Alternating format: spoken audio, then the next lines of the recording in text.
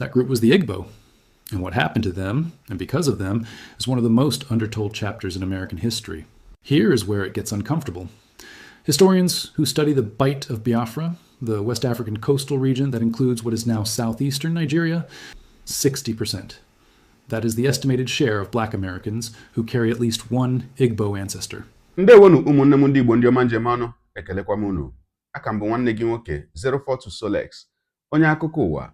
Ihe onyonyo a ị na-ahụ n'iru ebe a bụ otu ihe onyonyo nke nkirichara. Ya bụ ihe onyonyo a wụọ m akpata oyi nsị mba na bụghị sọsọ m ga-ekiri nke a na aga m ewepụta ya ka unu bụ ụmụnne m soro m hụ ya bụ ihe onyonyo. Kedu ihe mere ebe a? Nwoke onye ọcha ị na-ahụ na ya bụ ihe onyonyo na-akọ akụkọ gbasara ndị Igbo bụ ndị eburu wee si na be anyị wee gaa mba ofesi mgbe aka na-azụ ahịa mmadụ dịka oru bụ nke ama dịka transatlantic slave trade.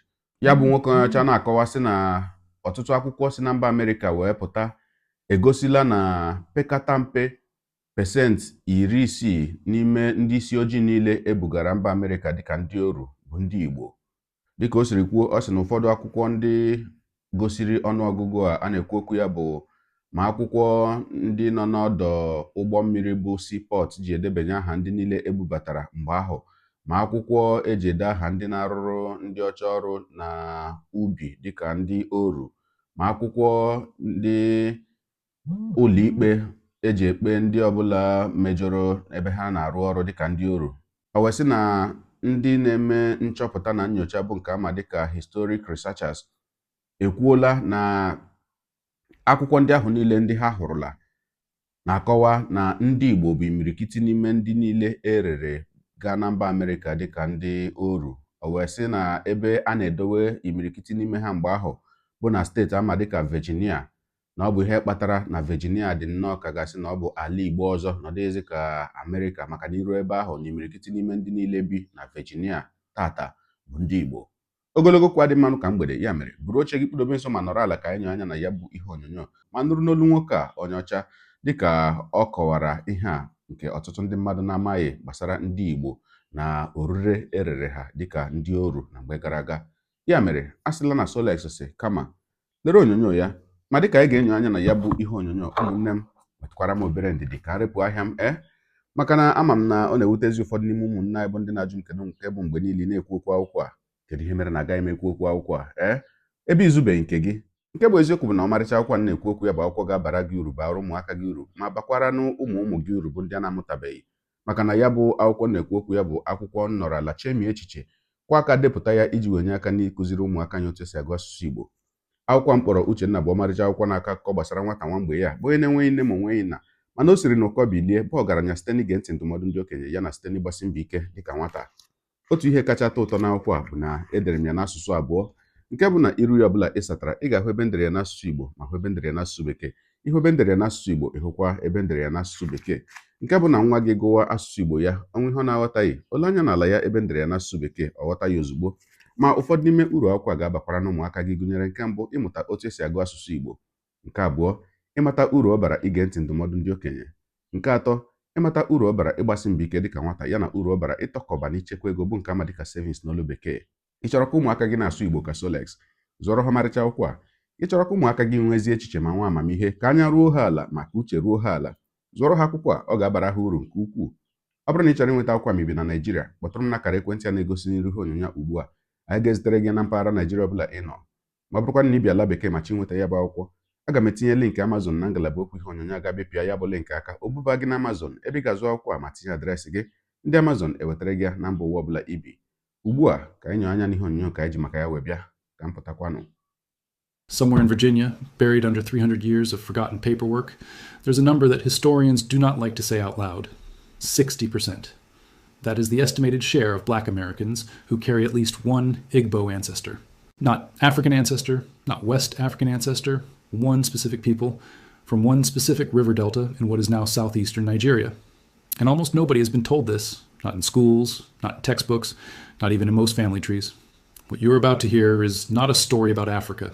It is a story about America, and about a people whose bloodline became the hidden architecture of an entire nation's identity. For centuries, the story of the transatlantic slave trade has been told as one undifferentiated tragedy. Millions of people, stripped of names, stripped of nations, stripped of anything that could be traced back. That is the version most of us grew up with. A void, a blank space where identity used to be. But that version is wrong, and it has been wrong for a long time. Because buried inside shipping manifests, plantation ledgers, court records, and now inside 21st century DNA databases is a pattern too consistent to be a coincidence. One ethnic group did not simply disappear into the anonymous mass of African. One ethnic group left fingerprints so deep that they reshaped the culture, the language, and even the bloodstream of an entire country. That group was the Igbo. And what happened to them, and because of them, is one of the most undertold chapters in American history. Here is where it gets uncomfortable. Historians who study the Bight of Biafra, the West African coastal region that includes what is now southeastern Nigeria, have pieced together a staggering figure. Of the 1.7 million people forced out of that region during the entire era of the Atlantic slave trade, roughly 1.3 million of them were Igbo. Read that again. Not a minority within a larger group, the overwhelming majority. This was not a scattering of individuals swept up alongside other ethnicities. This was a targeted, sustained generational extraction of one people, funneled through specific ports, Calabar, Bonny, the Niger Delta, and loaded onto ships bound overwhelmingly for one destination above all others, the American colony of Virginia. And this is where the story stops being about Africa and starts being about America. Because Virginia did not receive a random cross-section of enslaved Africans. Virginia became, in the words of historians who have spent their careers on this exact question, something close to an extension of Igbo land itself. Of the roughly 37,000 Africans recorded arriving in Virginia from the Calabar region during the 1700s, an estimated 30,000 of them were Igbo. Some researchers place the share of Biafran captives among all people trafficked into Virginia at somewhere between 30 and 45%, and of those, as many as 80% were Igbo. In parts of the 18th century, Igbo people made up more than 30% of the entire enslaved population of the Virginia Tidewater. Some historians have gone so far as to nickname colonial Virginia Igbo land, not as poetry, as a demographic fact. Think about what that actually means. It means that when we talk about the founding of American slave society, the Chesapeake, the tobacco economy, the plantation culture that would go on to define the antebellum South, we are not talking about a generic African import. We are talking, in large part, about the forced transplantation of one specific West African civilization onto American soil in numbers large enough to shape the culture from the ground up. Historian Douglas Chambers, who spent years reconstructing this history, described what happened in Virginia as a process of Igboization, the slow, forced, and largely unacknowledged transformation of early African-American culture into something built on Igbo foundations. That is not a footnote. That is a rewriting of the origin story of Black America. But here is where it gets worse, or, depending on how you look at it, more remarkable. This wasn't a one-time historical accident that faded out. The concentration was so deep and so sustained across generations that its effects rippled forward for centuries. Chambers, after years of archival work, arrived at an estimate that should stop anyone in their tracks. He suggested that perhaps 60% of Black Americans today have at least one Igbo ancestor. Sit with that number, 60%. In a country where the popular narrative has always been that African American ancestry is an unrecoverable blur, too many ships, too many ports, too many centuries of forced silence, one historian is arguing that the majority of Black Americans carry a direct, traceable line back to a single, specific West African people. That is not a blur. That is a signal cutting through 300 years of static. Funeral customs, spiritual practices, methods of resistance, even patterns of community organization among enslaved people in the Chesapeake. Researchers have traced threads of all of it back to Igbo cultural frameworks that never fully died, because there were simply too many Igbo people, packed too densely for their culture to be erased the way slaveholders intended. This is not chaos, this is structure, and once you understand the structure, you start to understand why the enslavers themselves treated Igbo captives so differently, with a mixture of demand and fear that shows up again and again in colonial records. Planters wanted Igbo labor because Biafran ports were brutally a cheap and steady supply line, but they also feared what they called Igbo rebelliousness, a reputation recorded again and again in plantation documents, for resistance, for a refusal to simply be broken. That reputation was not a myth invented by nervous slaveholders. It has a name, a date, and a location. And it is where this story turns from statistics into something closer to legend. May 1803, Dunbar Creek, St. Simon's Island, Georgia. A group of Igbo captives, somewhere around 75 people newly purchased in Savannah, were being transported by ship to their final destination of enslavement. ehe akwa ikirichala ya bụ ihe onyonyo abụghịkwa na obere ihe ụmụnne m. Unu ma na akụkọ dị otu a bụ akụkọ na-adị apụtakebe mgbe niile. Ọ bụghị mgbe niile ka anyị na-anụkarị akụkọ bụ ụdị eziokwu a, eziokwu ezorola ezo kamgbe ọtụtụ afọ. Mana ekele dịrị Olisa na ụfọdụ oge anyị na-ahụkwanụ ya bụ akụkọ ma mara ka ihe dị otu ahụ si mee. O nwere akụkọ ndị ọzọ nrụla nke gbasakwara slave trade ahụ, bụ nke mbụ n'ihe gbasara ihe a anyị na-asị obodo oyibo makwanụ ndị oyibo. A na-akọwa na ihe a bụ asụsụ asụgharịrị asụgharị. Na mgbe ahụ ndị ọcha na-abịa azụrụ ndị mmadụ be anyị na-abụ azụrụ ndị Igbo ruo ebe ahụ, mmadụ hụ nwanne ya, ọchọ ịmata ma nwanne ya bụ onye a, ọ sị ya, ị bụ onye Igbo? Ọ bụ onye Igbo? O wee mezie ndị ọcha na-anụ asụsụ ahụ, ha na-echezi na ihe ndị a ji ekele onwe ha makwana ihe ha na-akpọ onwe ha bụ onye Igbo. Ọ bụrụzia ndị ọcha na-abịazi ịzụ mmadụ, egosi ha ndị a na-ere ere, ha na-ajụ onye Igbo, onye Igbo, ka ha mara ma onye a ọ bụ onye Igbo, maka na ọ na-amasị ha nke ukwuu ịzụ ndị Igbo. Ha sị na ndị Igbo bụ ndị nwere ume eji arụ ọrụ nke ukwuu, ma bụrụkwanụ ndị ma ihe, ma bụrụkwanụ ndị nwere amamihe pụrụ iche.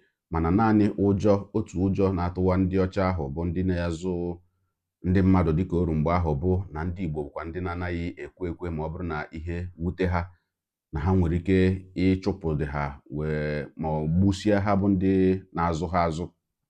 Mana ụfọdụ ajụjụ nọzi na-ajụ onwe m mgbe m na-ekiri ihe onyonyo a bụ ọnụọgụgụ ndị ahụ niile akpọrọ ihe onyonyo a dịka ndị Igbo buru site na be anyị wee gawa mba Amerịka. Kedu, ọ bụ ndị ọcha a na-abịa tọrọ ha n'ike? Ha ji aka ha abịa atọtọ ndị mmadụ n'ike na be anyị, ka ọ bụ ndị be anyị ka ha na-enyekwa ọrụ ahụ, a na-atọtara ha ndị mmadụ na-eresi ha?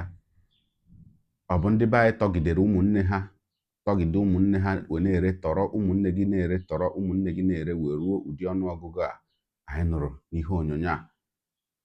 Ka ọ bụ ndị mba ọzọ ka eji wee bịa na-atọrọ ndị be anyị wee na-ere otu ahụ?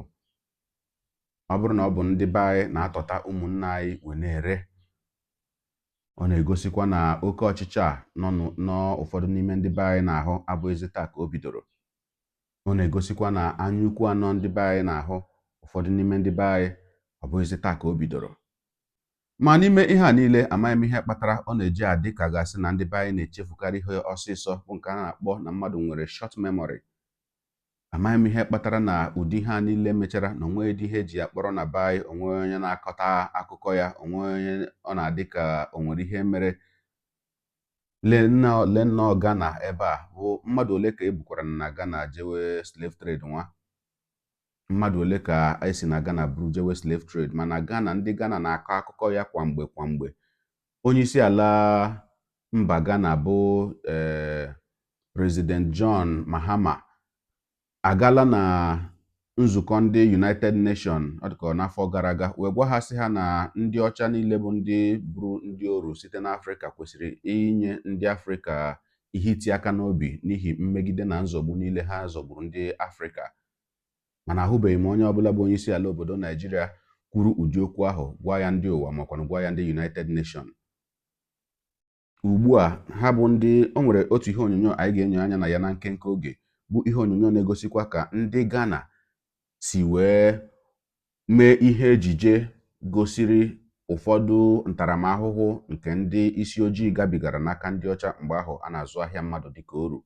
N'etufughị oge ka anyị nyo anya n'ihe onyonyo nke ahụ na nkenke oge, ka m pụtakwanụ.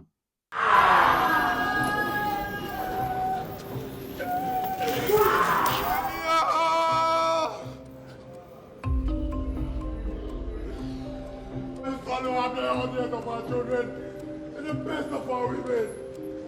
What do you need our women for?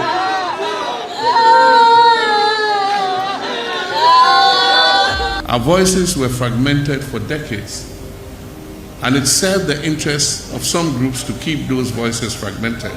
The slave trade affected all of us.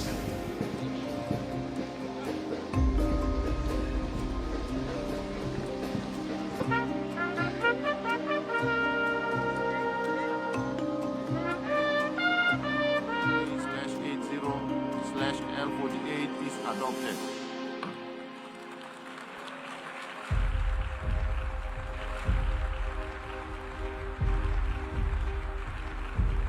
We did what was right for the memory of the millions who suffered the indignity of the slave trade and those who continue to suffer racial discrimination.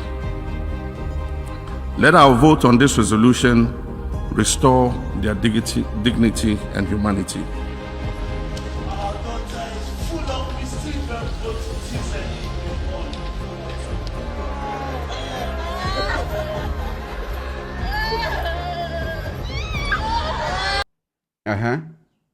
Ọkwa ikirichala ya bụ ihe onyonyo wee na-ajụ kedu ihe mere na ndị be anyị bụ ndị Igbo na ndị obodo Naijiria kwanụ eji ụdị ha niile kpọrọ ihe ọbụla onweghị onye na-echeta ndị ahụ niile bụ ndị esi na be anyị wee bupụ dịka ndị oru wee gawa mba ọzọ dị iche iche. Kedu ihe kpatara ya?